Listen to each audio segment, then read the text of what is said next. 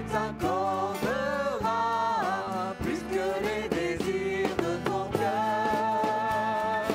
Mets ta joie dans le Seigneur, compte sur lui et tu verras. Il agira et t'accordera plus que les désirs de ton cœur. Remets ta vie dans les mains du Seigneur, compte sur lui, il agira. Grâce à son amour, ta foi apparaîtra comme le soleil en plein jour. Mets ta joie dans le Seigneur, compte sur lui et tu verras. Il agira et t'accordera plus que les désirs de ton cœur. Mets ta joie dans le Seigneur, compte sur lui et tu verras. Il agira et t'accordera plus que les désirs de ton cœur. Reste en silence devant le Seigneur, oui, attends-le avec patience. Grâce à son amour, ton pas est assuré et ton chemin lui plaît. Mets ta joie dans le Seigneur, compte sur lui et tu verras. Il agira et t'accordera plus que les désirs de ton cœur. Mets ta joie dans le Seigneur, compte sur lui et tu verras. Il agira et t'accordera plus que les désirs de ton cœur. Dieu connaît les jours de tous les hommes droits, il leur promet la vraie vie. Grâce à son amour, ils observent sa voie, ils mettent leur espoir en lui. Mets ta joie dans le Seigneur, compte sur lui et tu verras. Il agira et t'accordera plus que les désirs de ton cœur. Mets ta joie dans le Seigneur, compte sur lui et tu verras. Il agira et t'accordera plus que les désirs de ton cœur. Bonsoir à chacune, à chacun, bienvenue encore sur ce nouveau temps où nous pouvons partager ensemble la parole de Dieu. Et aujourd'hui, comme nous sommes dans un jour spécial, le jour de Noël, eh bien j'aimerais vous inviter à méditer sur le véritable sens de Noël, ce que c'est Noël en réalité. Parce que sans doute qu'aujourd'hui vous avez fait de nombreuses traditions, mais voyez que Noël c'est bien plus que de nombreuses traditions que nous avons. Et Noël, c'est ce que je vais vous dire aujourd'hui, ce que je veux partager avec vous, c'est que c'est la venue du Fils de Dieu. C'est pour cela que nous fêtons Noël, parce que Jésus est venu dans le monde, lui, le Fils de Dieu. Alors nous lisons pour cela un texte dans la parole de Dieu, et nous lisons donc l'évangile de Luc, chapitre 1er, et verset 26, où nous avons ce récit de l'annonce de la venue de Jésus, de la naissance de Jésus à Marie, sa mère. Il est écrit au verset 26, « Au 6e mois, l'ange Gabriel fut envoyé par Dieu dans une ville de Galilée, appelée Nazareth, auprès d'une vierge fiancée à un homme de la maison de David nommé Joseph. Le nom de la vierge était Marie. L'ange entra chez elle et dit « Je te salue, toi à qui une grâce a été faite. Le Seigneur est avec toi. » Troublée par cette parole, Marie se demandait ce que pouvait signifier une telle salutation. L'ange lui dit « Ne crains pas, Marie, car tu as trouvé grâce devant Dieu. Et voici, tu deviendras enceinte et tu enfanteras un fils et tu lui donneras le nom de Jésus. Il sera grand et sera appelé Fils du Très-Haut. Et le Seigneur Dieu lui donnera le trône de David, son père. Il régnera sur la maison de Jacob éternellement, et son règne n'aura pas de fin. Marie dit à l'ange, « Comment cela se fera-t-il, puisque je ne connais pas d'homme ?» L'ange lui répondit, « Le Saint-Esprit viendra sur toi, et la puissance du Très-Haut te couvrira de son ombre.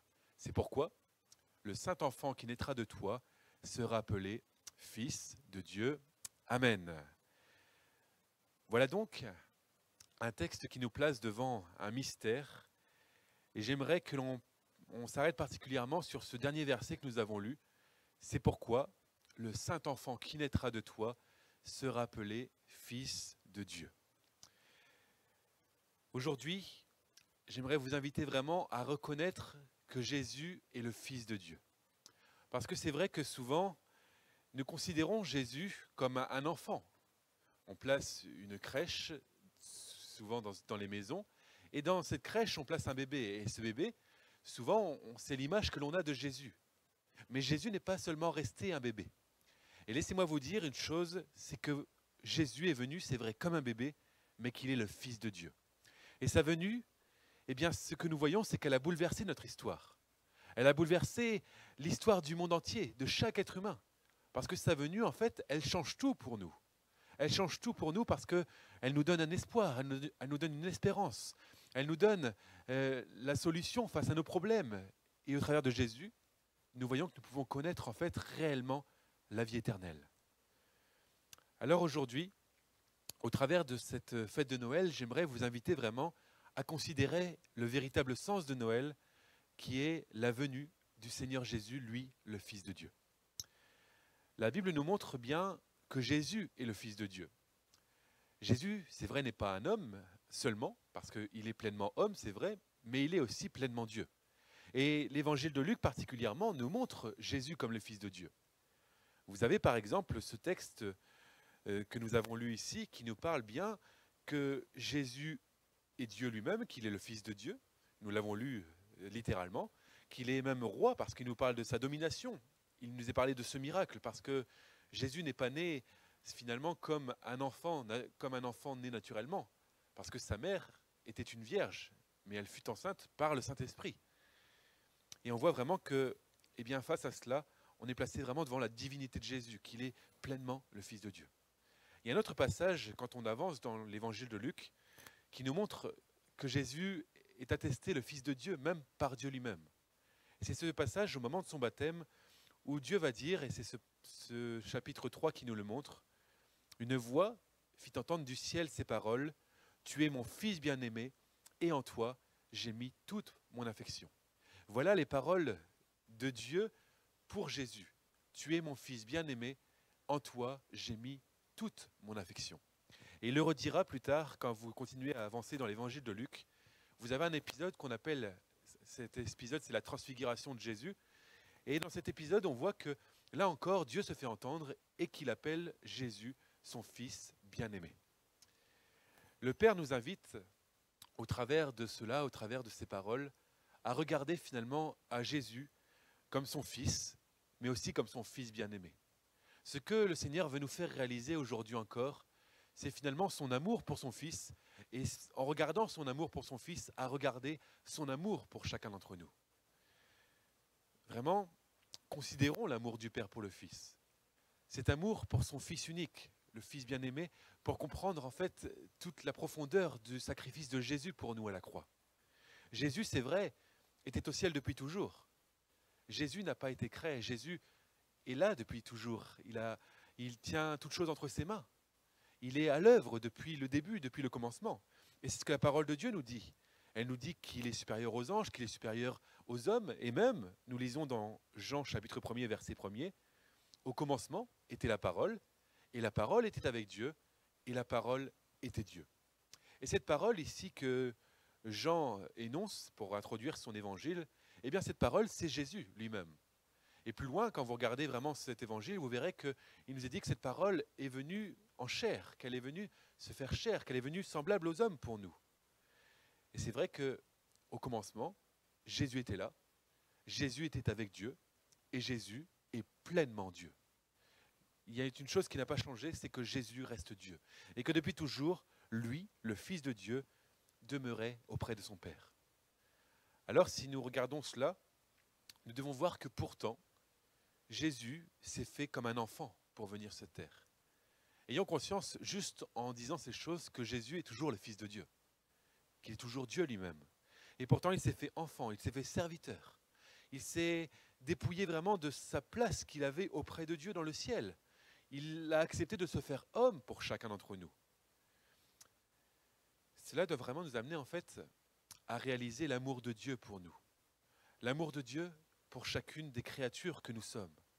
Car oui, Dieu a envoyé son Fils bien-aimé pour que nous connaissions la vie éternelle. Dieu a envoyé son Fils unique pour mourir à notre place sur la croix. Parce que, entre nous, il faut se le dire, c'est nous qui méritions la place que Jésus a prise à la croix. Parce que nous sommes pécheurs, c'était à nous de mourir sur cette croix. Alors Jésus est venu, et ce que nous dit la parole de Dieu, c'est que Jésus veut nous apporter la vie éternelle, que notre Dieu veut nous apporter la vie éternelle. Jean 3,16 nous dit, et ce verset, c'est un verset qui nous résume bien finalement tout le sens de Noël et tout le sens de la venue sur terre de Jésus. Il nous dit, car Dieu a tant aimé le monde, qu'il a donné son Fils unique, afin que quiconque croit en lui, ne périsse pas, mais qu'il ait la vie éternelle. Amen. C'est vrai, nous devons là aussi réaliser ces mots. Ce ne sont pas de simples mots, mais ce sont des mots que Dieu a pleinement réalisés en Jésus. Dieu a tellement aimé le monde, tellement aimé chacun d'entre nous. Dieu alors a envoyé son Fils unique. Et comme nous l'avons dit, son Fils bien-aimé, ce qu'il avait de plus cher, il l'a envoyé pour nous. Et alors, il l'a envoyé dans un but, pas juste comme ça, mais dans un but, afin que quiconque, que vous, que moi, nous puissions croire, ne pas mourir, mais avoir la vie éternelle. Voilà la grâce de Dieu. La grâce de Dieu disponible pour chacun d'entre nous. Le don de Dieu, Jésus, a été donné pour que nous puissions vivre la vie éternelle auprès de Dieu. Jean dira même, dans un autre passage, parce que Jean a écrit un évangile, c'est vrai, mais Jean a aussi écrit des lettres et il reprend des thèmes qu'il a déjà parlé dans son évangile et il nous dit dans 1 Jean chapitre 5, Dieu nous a donné la vie éternelle. Et cette vie, elle est dans le Fils. Celui qui a le Fils, alors, a la vie. Et celui qui n'a pas le Fils n'a pas la vie. Je vous ai écrit ces choses, nous dit Jean, afin que vous sachiez et que vous avez la vie éternelle, vous qui croyez au nom du Fils de Dieu. Ces choses ont été écrites dans la parole de Dieu, ces choses sont parvenues jusqu'à nous, afin que nous puissions croire dans le Fils de Dieu. Que nous puissions nous-mêmes alors croire, mais avoir la vie éternelle dans celui qui nous a sauvés à la croix. Voilà donc vraiment un message que je vais vous partager aujourd'hui. C'est d'avoir foi dans le Fils de Dieu. D'avoir foi dans celui qui va donner sa vie pour vous. Celui qui est venu sur terre, qui s'est dépouillé de sa place dans le ciel pour chacun d'entre nous.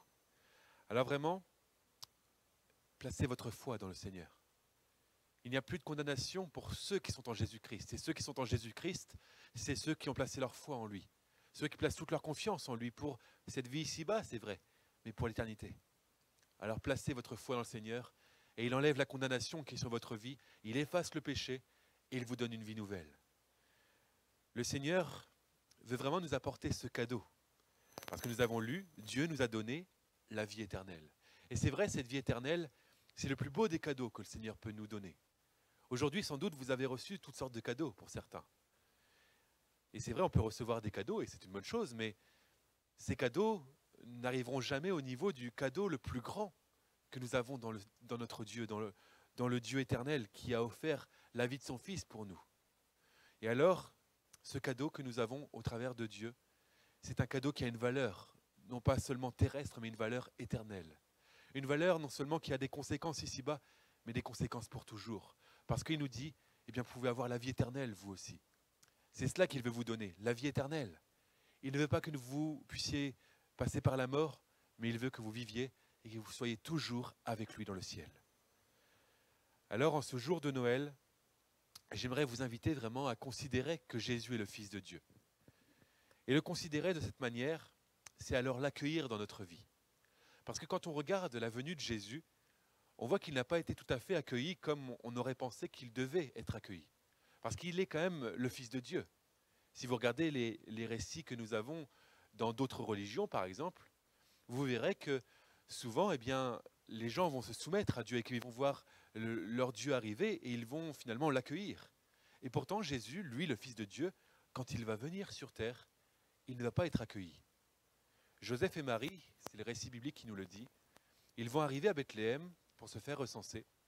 Et dans ce pays de Bethléem, ils vont chercher partout une place pour finalement loger, pour accoucher pour Marie et pour mettre Jésus, parce qu'il allait, finalement, fallait quand même un endroit permettant qu'il puisse accoucher dans de bonnes conditions. Et en fait, il nous est dit qu'ils ont fait le tour, qu'ils ont cherché partout une place, mais que nulle part ils ont trouvé une place. La Bible nous dit bien dans un verset qu'il n'y avait pas de place pour eux dans l'hôtellerie. Et ils ont trouvé une place, mais pas vraiment là où on l'aurait pensé, mais dans une crèche. Une crèche, c'est-à-dire dans une mangeoire pour animaux. Parce que c'est réellement cela, c'était une mangeoire pour animaux, cette crèche. Et c'est là qu'on a placé Jésus. Parce que personne n'était là pour les accueillir, eh bien Jésus a été mis dans une mangeoire pour animaux. Nous lisons même dans un autre passage de l'Écriture que Jésus n'a pas été reçu non plus. Il est dit dans Jean 1, verset 11, « La lumière, donc Jésus, est venue chez les siens, mais il nous est dit que les siens ne l'ont pas reçu. » Et c'est ça le drame, c'est que les siens ne l'ont pas reçu. Pourtant, c'est lui la lumière. C'est lui qui est venu apporter la lumière dans les ténèbres. Mais pourtant, les siens ne l'ont pas reçu. Beaucoup vont rejeter Jésus durant son ministère. On va voir que de nombreuses fois, il va être confronté aux pharisiens, aux religieux, qui vont le rejeter, qui vont dire qu'il n'est pas le Messie, qui vont chercher même à le faire mourir par plusieurs fois. Et même, on verra que les gens de son pays, les gens de Nazareth, ne vont pas croire en lui. Même ses frères ne vont pas croire en lui. Parce qu'ils vont dire, c'est le fils du charpentier. Ce n'est pas celui qui est le fils de Dieu, ce n'est pas le Messie, mais ça reste le fils du charpentier. Pourtant, Jésus pour vous, il n'est pas seulement le fils du charpentier ou un personnage historique, mais il est le fils de Dieu. Ce fils de Dieu venu pour vous. Alors oui, de nombreuses personnes ne vont pas accueillir le fils de Dieu. Mais aujourd'hui, ce que vous êtes appelés à faire, c'est de saisir cette main que Dieu vous tend aujourd'hui. De l'accueillir dans votre vie, de le recevoir par la foi. Recevez-le dans votre vie. Alors ne cherchez pas d'excuses, parce qu'on en trouverait de nombreuses des excuses. Certains disent qu'ils n'ont pas le temps, certains disent qu'ils ont autre chose à faire, certains disent qu'ils ont déjà leur religion. Mais Jésus ne veut pas vous apporter une religion aujourd'hui. Il veut vous apporter la vie éternelle. C'est sa personne dont vous avez besoin. C'est de lui que vous avez besoin. Alors acceptez Jésus surtout dans votre vie. Ce n'est pas une religion que vous devez suivre, mais c'est Jésus que vous devez suivre, et cela jusqu'au bout de votre vie. Alors accueillez Jésus, accueillez-le dans votre vie, et considérez aussi qu'il est le Fils de Dieu pour l'adorer. C'est cela en fait le but de nos vies. Nous avons été créés pour adorer celui qui est le Fils de Dieu. C'est lui qui mérite la louange, la gloire. C'est lui qui la mérite parce qu'il est Dieu simplement. Et il n'y a personne d'autre sur cette terre que nous pouvons adorer que lui, parce qu'il est Dieu. Et même s'il devait être adoré, il nous est dit pourtant que Jésus est venu comme un petit enfant dans l'humilité. Mais même s'il est venu comme un petit enfant dans l'humilité, il reste ce Fils de Dieu et il reste le roi des rois. Beaucoup, là encore, durant sa vie terrestre, ont compris qu'il était le Fils de Dieu. Certains l'ont réalisé et un des premiers groupes à l'avoir réalisé, c'est ces mages qui sont venus d'Orient. Et il nous est dit dans Matthieu 2, au verset 1er, « Voici des mages d'Orient arrivèrent à Jérusalem et dirent, « Où est le roi des Juifs qui vient de naître? Car nous avons vu son étoile et nous sommes venus pour l'adorer. » Voilà le but en fait de la venue des mages d'Orient ici à Jérusalem. Ils cherchaient le roi des Juifs. Alors ils pensaient qu'il allait naître dans une grande ville comme Jérusalem, une ville qui était quand même le siège de la religion juive. Mais en fait, ils ont cherché Jésus pour l'adorer et ils ont fini par le trouver. Et c'est là qu'ils l'ont adoré. Et quand on voit la manière dont ils l'ont adoré, on voit qu'ils avaient vraiment compris qu'il est le Fils de Dieu, qu'il est le roi des rois. Parce qu'ils lui ont offert des cadeaux. Et non pas des cadeaux que l'on offre à un enfant, mais des cadeaux que l'on offre vraiment à un roi et à un Dieu. Ils ont offert de l'encens, de l'or et de la myrrhe. Et quand on regarde l'encens, notamment dans les récits d'Orient, dans même les récits de la parole de Dieu, on voit que l'encens, c'était un cadeau, une offrande qui était faite pour une divinité à l'origine. Ce n'était pas un cadeau qui était fait à un homme, mais c'était un cadeau qui servait à adorer une divinité. Et même, on voit qu'ils ont offert de l'or. Et cet or, c'était aussi une offrande qui était faite en général à un roi, à un souverain. Et là, ils vont offrir cela à un petit enfant. Alors oui, ils l'ont adoré parce qu'ils reconnaissaient qu'il était le Fils de Dieu et le roi des rois. Et on voit même que des anges ont adoré Jésus et ils lui ont rendu gloire. Ils ont rendu gloire à Dieu. On voit que plus tard, les disciples adoreront Jésus. Ils vont reconnaître qu'il est le Fils de Dieu. Même Pierre dira, en voyant Jésus, en reconnaissant vraiment Jésus comme le Fils de Dieu, il va dire, oui, tu es le Christ, le Fils du Dieu vivant. Ils le reconnaissaient, alors ils l'ont adoré. Et encore, des femmes vont l'adorer durant son ministère, et bien d'autres dans l'histoire du monde. Vous aussi, vous avez été créés pour adorer Jésus. Alors considérez le Fils de Dieu, et vous serez amenés à l'adorer vous aussi. À l'adorer par des prières, par des louanges, par de la reconnaissance, par votre vie. En lui donnant votre vie, eh bien c'est aussi comme ça que vous l'adorez, par le sacrifice de votre vie. Et il y a une dernière chose que je veux voir avec vous, c'est qu'en reconnaissant que Jésus est le Fils de Dieu, alors, et en reconnaissant qu'il est notre roi, eh bien cela doit nous pousser à nous soumettre à lui, à soumettre notre vie à sa souveraineté et à sa domination. Et c'est cela en fait, faire de lui notre Seigneur. C'est le reconnaître comme notre Seigneur et alors le laisser régner sur notre cœur. Et aujourd'hui, eh bien, Dieu désire encore prendre toute la place dans votre vie. Il désire prendre toute la place pour que vous puissiez vraiment vivre avec lui en intimité. Il ne désire pas qu'il y ait des choses néfastes dans votre vie, mais il désire vous apporter la vie et il désire prendre toute la place et régner sur votre cœur. Alors laissez-lui cette place. Ouvrez votre cœur, dites-lui dans la prière, dites-lui, je t'ouvre mon cœur et laissez-le prendre la place qui lui est due. Et alors, croyez-le, Jésus viendra régner en vous. Nous avons lu tout à l'heure au propos de Jésus qui alors était annoncé comme ce Fils du Dieu Très-Haut. Il sera grand et il sera appelé Fils du Très-Haut. Et le Seigneur Dieu lui donnera le trône de David son père. Il régnera sur la maison de Jacob éternellement et son règne n'aura pas de fin. Pour vous aussi, cette parole, elle est donnée par le Seigneur. Il vous dit que le Seigneur, oui, règne et son règne n'aura pas de fin. Alors si son règne est éternel, laissez-le régner aussi sur votre cœur. Laissez-le prendre cette place aujourd'hui. Ce jour est un jour spécial. Ça ne doit pas être un Noël comme les autres pour vous. Mais ce Noël doit être le Noël pour vous d'un nouveau commencement. Vous pouvez vivre la nouvelle naissance, ce que la Bible appelle la nouvelle naissance. C'est vraiment ce nouveau commencement avec Dieu. Il peut changer votre cœur, de faire de votre cœur de pierre un cœur de chair, un cœur pur. Le Seigneur veut vous l'accorder aujourd'hui. C'est le plus beau des cadeaux et le Seigneur vous le donne aujourd'hui. Il vous les donne, il veut vous l'accorder. Mais vous devez faire votre part maintenant. Vous devez accepter le cadeau de Dieu. Acceptez ce cadeau et recevez-le par la foi. Placez votre confiance en lui. Et alors vous verrez, vous pourrez vivre cette vie maintenant que le Seigneur a prévue pour vous. La Bible le dit, il a des œuvres préparées d'avance pour chacun d'entre vous. Alors venez à Jésus, acceptez vraiment de le suivre et vous entrerez dans ces œuvres préparées d'avance qu'il a prévues pour vous, des œuvres de paix, des œuvres de bonheur et des œuvres magnifiques qu'il a en réserve pour chacun. Que le Seigneur vous bénisse, passez vraiment de bonnes fêtes de Noël et que vraiment vous puissiez vous souvenir en ce temps de Noël vraiment du véritable sens de Noël. Jésus, le Fils de Dieu, est venu pour vous sauver et vous apporter la vie éternelle. Amen. Prions maintenant ensemble, Seigneur. Notre Dieu, nous te disons merci parce que tu es venu pour nous sauver encore. Nous voulons nous le rappeler. Tu es venu nous apporter la vie, Seigneur mon Dieu, et quelle grâce nous avons de vivre ces choses, de réaliser ces choses aujourd'hui. Je te prie, mon Dieu, pour tous nos amis qui te regardent là par Internet, Seigneur mon Dieu, que tu puisses te révéler au cœur, Seigneur. Apporte-leur vraiment cette vie comme tu l'apportes encore aujourd'hui, Seigneur mon Dieu. Donne-leur de vivre cette expérience de salut avec toi. Donne-leur de vivre ce pardon de leurs péchés, Seigneur mon Dieu. Parce que c'est vrai, à celui qui te demande pardon, à celui qui vient sincèrement repentant à toi, eh bien tu effaces son péché et tu lui donnes de vivre une vie nouvelle. Alors Jésus, merci pour la vie nouvelle que tu accordes maintenant. Merci pour le plus beau des cadeaux que tu nous as offerts au travers de ton Fils unique, Seigneur. Nous bénissons ton nom, Seigneur mon Dieu, nous te glorifions. Et vraiment, nous bénissons ton nom pour ce que tu accorderas encore à chacun, pour les projets que tu as pour chacun et pour les bénédictions que tu vas apporter encore, Seigneur mon Dieu. Sois loué et vraiment que ton nom soit béni au milieu de nous, Seigneur. Amen.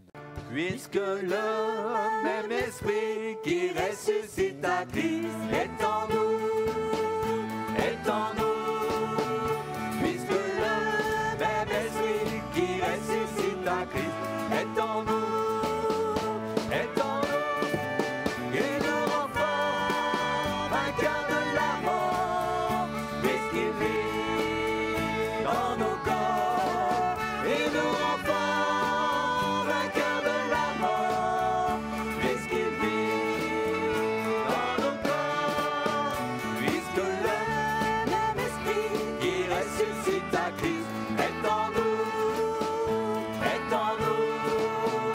puisque le même esprit qui ressuscite à Christ est en nous, et nous rend forts, vainqueurs de la mort, puisqu'il vit dans nos corps, et nous rend forts, vainqueurs de la mort, puisqu'il vit dans nos corps. Savez-vous que vous êtes le temple? Savez-vous que vous êtes le temple? Savez-vous que vous êtes le temple? Vous êtes le temple du Saint-Esprit. Oh oui, je sais, je suis le temple. Oh oui, je sais, je suis le temple. Oh oui, je sais, je suis le temple. Je suis le temple du Saint-Esprit. Plein de force, plein d'amour, plein de joie. Plein de force, plein d'amour, plein de joie. Plein de force, plein d'amour, plein de joie. Nous sommes le temple du Saint-Esprit. Puisque le même esprit qui ressuscite à Christ est en nous, puisque le même esprit qui ressuscite à Christ